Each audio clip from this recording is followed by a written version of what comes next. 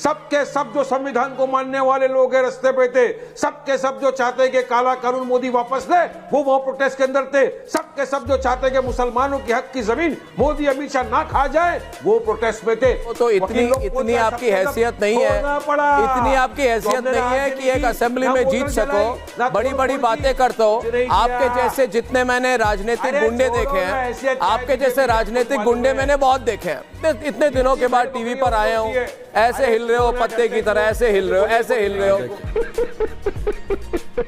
ओवैसी में उतनी हिम्मत है कि आंख में आंख डालकर अर्नब गोस्वामी के साथ बात करें। अरे भागता है ओवैसी, आपका भागता है ओवैसी। मेरा नाम सुनता है तो ओवैसी भागता है। सुनो मिलेगा। अरे गणपति बापा मोरिया बोला था, फिर डर गए क्या? उसके बाद फोन आ गई आपको दाऊद की, दाऊद ने फोन किया।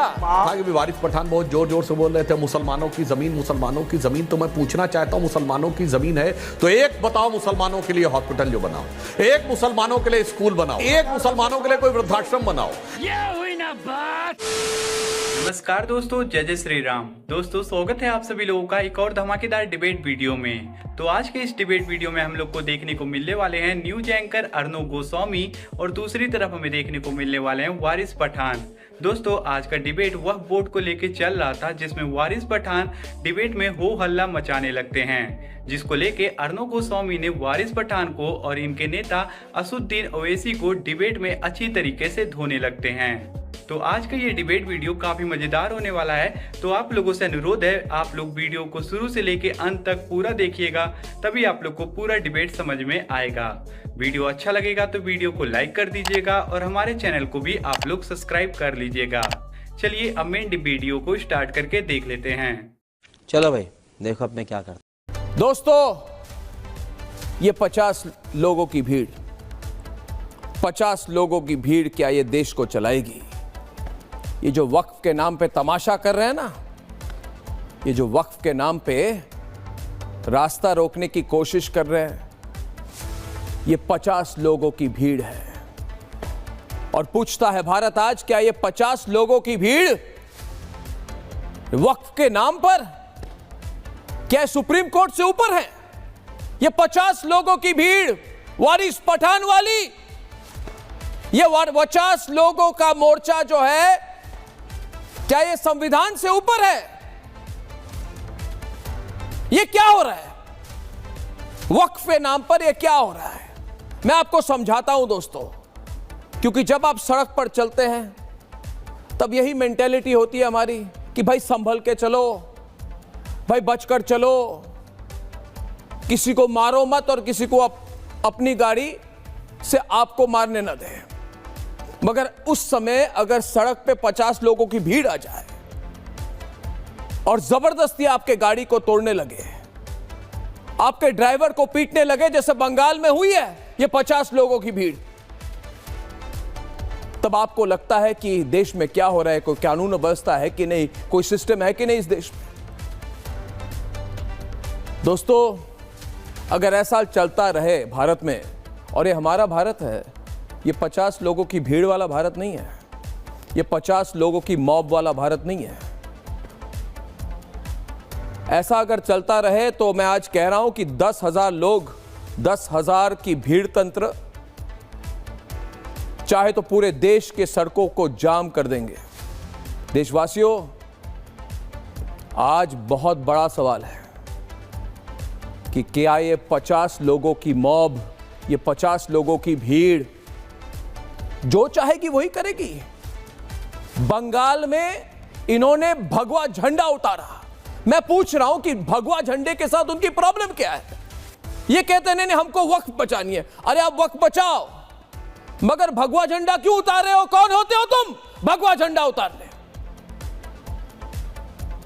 इसलिए पूछ रहा हूं मैं, और मेरे साथ पूछता है सारा भारत, कि क्या बंगाल में भगवा झंडा ये उतारा क्यों गया? ममता दीदी कुछ बोलिए, चुप क्यों हैं आप? वो 30% मुस्लिम वोट चाहिए आपको। मैं समझता हूं आपको लगता है कि 30 से 40% हो गई मुस्लिम वोट, तो आपको मुस्लिम वोट चाहिए, मगर ये तो बताइए कि भगवा झंडा क्यों उतरा? आखिर भगवा झंडे के साथ किसकी क्या दिक्कत है? दोस्तों, बंगाल में भगवा झंडा लहराना क्या अपराध हो गया है? मुंबई में भी यही हुआ, किसी ने भगवा झंडा देखा और उतारा, अटैक कर दी। ये क्या लॉजिक है? आप भगवा हटाओगे और फिलिस्तीन का झंडा फहराओगे। बहुत मजा आता है आपको फिलिस्तीन के झंडे को फहराने में। ये कौन सी सोच है भाई, बताइए। ये 50 लोगों की भीड़ वाले मुझे बताएं कि प्रॉब्लम क्या है। बहुत प्यार हो गया आपको फिलिस्तीन से, बहुत प्यार हो गया है आपको फिलिस्तीन से, तो जाइए फिलिस्तीन। क्या बात है सर, क्या बात है सर, क्या बात, ये बात है। सबसे बड़ी बात यह है सुधांशु त्रिवेदी कि वारिस पठान, मैंने 50 लोगों की भीड़ की बात कही। एक तरफ 140 करोड़ हिंदू और 140 करोड़ भारतीय और 100 करोड़ हिंदू, और एक तरफ आप एक मिनट मेरी बात सुनो। हाँ, क्या सुनो ना, अरे सुनो ना। अरे अर्नब गोस्वामी सुन रहा हूँ, बोलो। ताकत को 15 मिनट हमने सुना, आपने 15 मिनट में 200 मर्तबा बोला 50 लोगों की भीड़, 50 लोगों की। आप 50 लोगों की भीड़ प्रोटेस्ट करने पीसफुल पे कितनी वॉल्यूम बढ़ाई। आप देखते तो आपकी हालत खराब हो जाती। आपके कैमरामैन को भेजे थे ना, आपने पूछना था उसको कितना भीड़ थी। सबके सब जो संविधान को मानने वाले लोग हैं रास्ते पे थे, सबके सब जो चाहते कि काला कानून मोदी वापस ले वो वहां प्रोटेस्ट के अंदर थे। सबके सब जो चाहते कि मुसलमानों की हक की जमीन मोदी अमित शाह ना खा जाए वो प्रोटेस्ट में थे। सबके सब जो चाहते कि अर्नब गोस्वामी जैसे लोग आके रोज मुसलमानों के खिलाफ भरम ना फैलाए झूठ का, वो सब वहां पे। अरे आप कौन होते हो? आप कौन होते हो? वारिस पठान, मेरी बात सुनो, मेरी बात सुनिए, मेरी बात सुनिए। अरे संविधान ने अधिकार दिया चिल्लाइए मत, तुमसे परमिशन चिल्लाइए मत। ऐसे चीख के चिल्ला के बात क्यों करते हो? ठीक से बोलो, ठहराव के साथ बात करो। मेरी बात, मुझे आपकी सरकार ने हिरासत में ले लिया। क्यों हिरासत में लिया? Under what provision of law did the Maharashtra state police बाहर बैठ के मेरे टीवी पे बैठे हुए हैं और कहते हैं हिरासत में। अपने घर में बैठकर टीवी प्रोग्राम कर रहे हैं, कहते मैं हिरासत में हूँ। झूठ बोल रहे हैं। 2 घंटा अरे झूठे कहीं के, झूठे कहीं के, आप झूठे कहीं के। मेरे को क्योंकि मैं पीसफुल प्रोटेस्ट कर रहा था। अच्छा मेरी बात सुनिए। मेरे साथ 40 लोग को लेके चले गए, क्या फायदा हुआ? अरे छोड़ना पड़ा। कानून जानता हूं, तुम्हारी तरह सिर्फ या बकवास नहीं करता, कानून के दायरे में रहकर बात। अरे चुप रहिए, पुलिस को समझाया, अरे चुप रहिए। आपको तो इतनी आपकी हैसियत नहीं है, इतनी आपकी हैसियत नहीं है कि एक असेंबली में जीत सको, बड़ी बड़ी बातें करते हो। आपके जैसे जितने मैंने राजनीतिक गुंडे देखे हैं, आपके जैसे राजनीतिक गुंडे मैंने बहुत देखे हैं। आपके जैसे पॉलिटिकल गुंडे, अराजनीतिक गुंडे बिल लाके पास करोगे? अरे एक मिनट सुधांशु त्रिवेदी जवाब दे रहे हैं। मूल मुद्दा क्या है आज? मूल मुद्दा है 50 लोगों की भीड़ और 140 करोड़ का देश। ये देश 50 लोगों की भीड़ से की बातों से नहीं चलने वाला है। अरे वारिस पठान, अरे 20-80 करने वाले वारिस पठान, चुप रहिए। और सवाल है सुधांशु त्रिवेदी से, क्योंकि आज, अरे रुक जाओ, डर गए क्या? अरे इतने दिनों के बाद टीवी पर आए हो, ऐसे हिल रहे हो पत्ते की तरह, ऐसे हिल रहे हो, ऐसे हिल रहे हो, ऐसे हिल रहे हो। हिल गए क्या? मेरे ओपनिंग स्टेटमेंट से हिल गए? हिम्मत है तुम्हारे लीडर की मेरे सामने आए? ओवैसी में उतनी हिम्मत है कि आंख में आंख डालकर अर्नब गोस्वामी के साथ बात करें? अरे भागता है ओवैसी, आपका भागता है ओवैसी। मेरा नाम सुनता है तो ओवैसी भागता है। मेरे नाम सुन के ओवैसी भागता है। स्वामी सुनने की, हाँ गोस्वामी है मेरा नाम। क्या प्रॉब्लम है? मेरे नाम से प्रॉब्लम है? मेरे नाम से प्रॉब्लम है? नाम बदल दूं? शेर बदलो, पत्रकार बनो, पत्रकार की तरह बात करो, बीजेपी के स्पोक्स पर्सन बनना। अरे वो राजनीतिक गुंडे वारिस पठान 20-80 15-85 करने वाले आदमी, कुछ मिलेगा? अरे गणपति बापा मोरिया बोला था, फिर डर गए क्या? उसके बाद फोन आ गई आपको दाऊद की? दाऊद ने फोन किया? दाऊद ने फोन किया तुम्हें? तो सही जर्नलिस्ट का। हाँ, दाऊद ने फोन किया। अरे कब तक बीजेपी की? अरे बाइकला से जीत नहीं पाते हो वारिस पठान, मेरे प्रोग्राम में आके बात करते हो। गजब बेइज्जती है। बात यह है, देखिए वारिस पठान के बाद बहुत पैसा है अंसार राजा जी। आप कहते हैं आप गरीब नवाज फाउंडेशन है, मैं चाहता हूं आप एक अमीर नवाज फाउंडेशन बनाइए और एक अति अमीर नवाज फाउंडेशन बनाइए। अति अमीरों के लिए फाउंडेशन बने अंसार राजा जी, और उसमें असदुद्दीन ओवैसी को उसका चेयरमैन बना दे। इनसे अमीर आदमी शायद देश में और कोई नहीं होगा। और हमेशा कहते हैं लोग कि मुसलमान बेहाल है। अगर मुसलमान बेहाल है तो वक्फ बोर्ड के पास 9.5 लाख करोड़ की जमीन है, अपनी 9.5 लाख करोड़ की जमीन है। अरे चुप रही है, अरे अरे अरे मैं रजा साहब से बात कर रहा हूं, आप चुप रही है ना। अरे आप चुप रही ना, मैं रजा साहब से बात कर रहा हूं। रजा साहब, रहेगी जुबाने खंजर, लहू पुकारेगा आस्तीन का।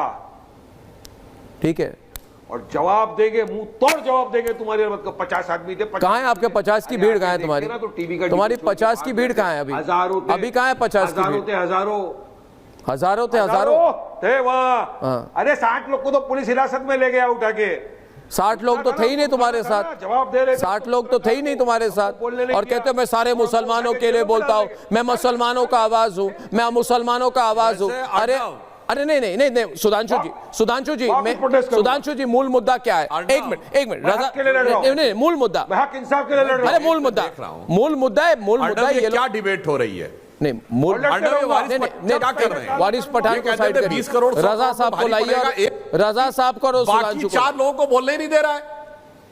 आदत से मजबूर है, किए हुए डिबेट को आदत से मजबूर है, क्या करें? राशिद साहब शांति से बैठे सुन रहे, मौलाना अंसार रजा शांति से बैठ रहे, दोनों जो हैं पूरी तहजीब का परिचय दे रहे हैं। और ये पता नहीं क्या है, बाएं साएं, बौखलाहट किसलिहाट, बौखलाहट में क्या क्या जरैयत किए जा रहे हैं, अनाप शनाप क्या क्या बोलते चले जाए। हाथ से पैसे जा रहे हैं सुधांशु जी, इनके हाथ से पैसे जा रहे हैं। जितना पैसा इनको मिल रहा था बंद हो रहा है अप्रैल से।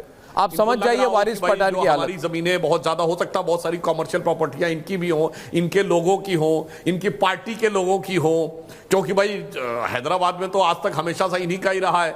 तो हो सकता है इनको लग रहा हो कि अरे साहब इतना मामला डूबा जा रहा है। तो तब कभी कभी ऐसे में आदमी जो हो जाता है उसे उर्दू में कहते हैं खप्तुल हवास।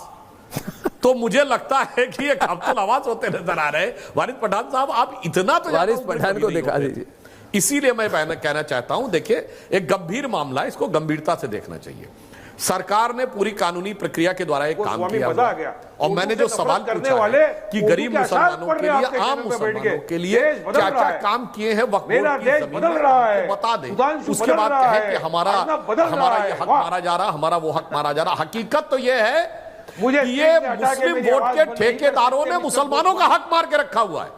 मैं चैलेंज करके कह रहा हूं, मुसलमानों का हक मारकर मुस्लिम वोट के ठेकेदारों ने रखा हुआ है। और वो आज भी कह रहे हैं कि मेरे पीछे खड़े रहो, मैं तुम्हारा ठेकेदार हूं, मैं जहां तुमको बांध दूंगा वहां बांधना। मैं कहूंगा कांग्रेस को वोट दो तो कांग्रेस को वोट देना, सपा को वोट दो कहूंगा सपा को वोट देना, मैं कहूंगा ममता बनर्जी को वोट दो तो ममता बनर्जी को वोट देना। और उसके बाद गरीबों गुर्बत मुफ्लिसों मजलूमियत में खड़े रहना, फिर जब मैं आवाज दूं तो निकलना और वोट देके चले जाना। वरना ये बता दें कि मुसलमानों की तरक्की के लिए कौन से 4 काम किए हैं इतनी बड़ी जमीन के साथ, जो पूरी दुनिया में सबसे अमीर वक्फ बोर्ड है। पूरी दुनिया में, भारत में नहीं, शायद पूरी दुनिया में वक्फ बोर्ड भी छोड़ दीजिए, किसी प्राइवेट इंस्टीट्यूशन के पास दुनिया में इतनी बड़ी लैंड नहीं है जितने भारत के वक्फ बोर्ड के पास है। देखिए ये बड़ी अच्छी बात कही आप। रजा साहब, वारिस जी चुप रहिए। I cannot listen to lies.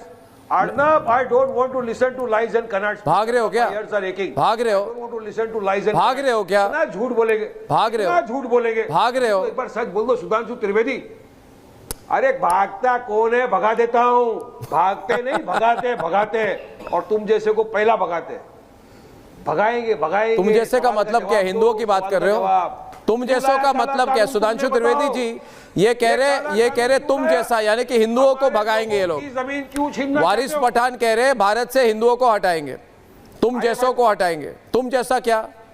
तुम जैसा, आप जैसा क्या? जो बोलना है बोलो, तुमको तो झूठ। आप कह रहे हो हिंदुओं को भारत से हटाओगे, क्या गजवा हिंद करोगे? गजवा हिंद करोगे?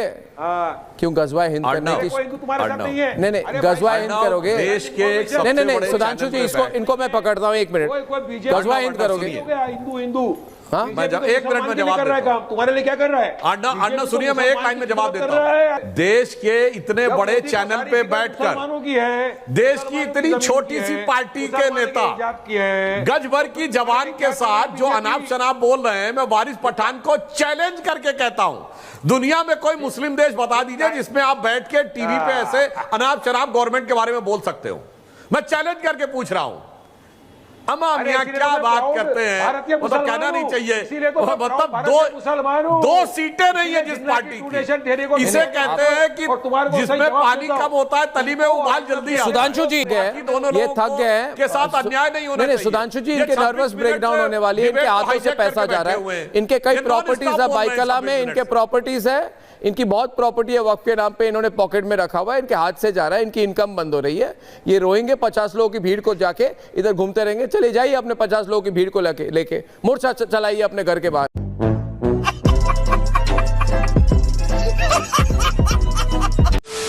दोस्तों आज का ये वीडियो यहीं पे खत्म हो चुका है। डिबेट में आप लोगों ने देखा किस तरह से अर्णव गोस्वामी ने और सुधांशु त्रिवेदी ने वारिस पठान को डिबेट में अच्छे से धो डाले हैं। तो आज की इस वीडियो के बारे में आपका क्या राय है, आप लोग अपनी राय हमें कमेंट बॉक्स में ज़रूर बताइएगा। वीडियो अगर आप लोगों को अच्छा लगा है तो वीडियो को लाइक कर दीजिए और ऐसी और भी डिबेट वीडियो देखने के लिए आप लोग हमारे चैनल को सब्सक्राइब कर लीजिए, क्योंकि आप लोगों को ऐसी डिबेट वीडियो इस चैनल पे देखने को मिलती रहेगी। अभी हम आप लोग से विदा लेते हैं, जल्दी मुलाकात करेंगे आप लोग से एक नए वीडियो के साथ। तब तक के लिए आप लोग अपना और अपने परिवार का ध्यान रखिएगा। जय हिंद, जय भारत, वंदे मातरम, जय जय श्री राम।